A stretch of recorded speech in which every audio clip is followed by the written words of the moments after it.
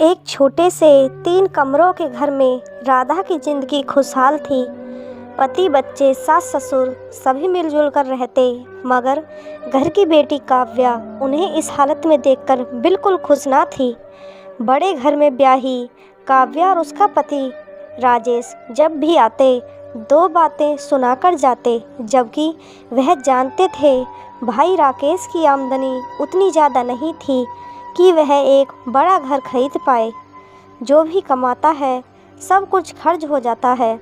बूढ़े माँ पिता की दवाइयाँ, 2 बच्चों की स्कूल का खर्चा और फिर घर का राशन पानी और रीत रिवाज में जो पैसा खर्च होता है सो अलग।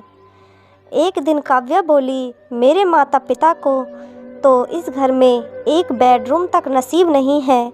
बेचारे पूरा दिन हॉल में पड़े रहते हैं, जबकि उसे यह नहीं दिखा कि भाई भाभी और 2 बच्चे चारों एक साथ छोटे से बेडरूम में रहते हैं।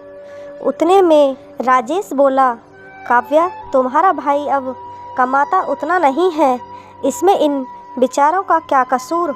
अब हमें भी देखो, हमने कितना बड़ा फ्लैट लिया है। तुम कहो तो आगे चलकर हम तुम्हारे माता पिता को अपने साथ रखेंगे। काव्या के बोलने से पहले काव्या के माँ बाबूजी बोले, बेटा हम यहीं ठीक हैं। राधा रसोई में उनके लिए खाना बना रही थी। उसकी आंखों से आंसू बह निकले। वह सोचने लगी, क्या किसी की आर्थिक तंगी का इस तरह मजाक बनाना सही है। दोनों जब भी आते हैं अपना स्टेटस हाई बताकर जाते हैं और हम लोगों को नीचे गिरा कर जाते हैं। वह खाना परोसने बाहर आई तो दामाद राजेश बोला, मुझे बिल्कुल इच्छा नहीं है, मैं खाना नहीं खा पाऊँगा। राधा बोली, दामाद जी आप लोगों के लिए ही तो नया खाना बनाया, वरना हमारा खाना तो खाकर हो चुका है। काव्या बोली, भाभी इन्हें खाने में बहुत वैरायटी चाहिए होती है, रहने दो, यह नहीं खाएंगे। राधा को एक बार फिर बुरा लगा।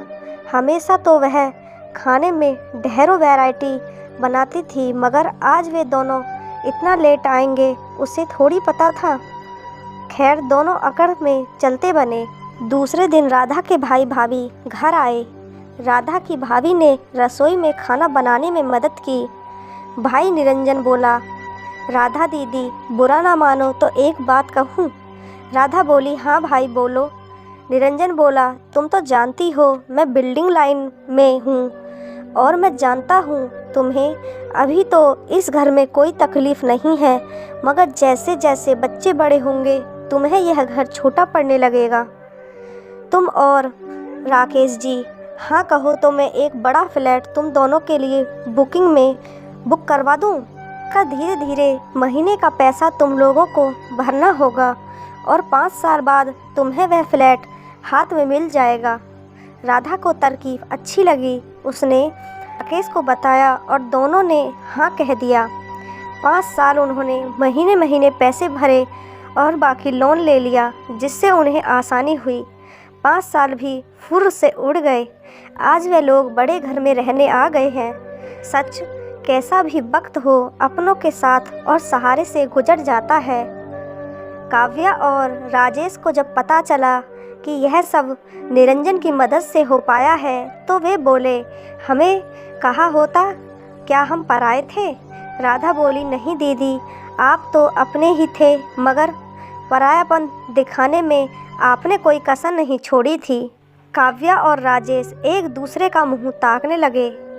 दोस्तों, किसी ने सच ही कहा है, बुरे वक्त में जो साथ दे वही सच्चा साथी होता है, बाकी सब मतलब के रिश्ते होते हैं। आपको ये कहानी अच्छी लगी हो तो चैनल को सब्सक्राइब, वीडियो को लाइक ज़रूर करें।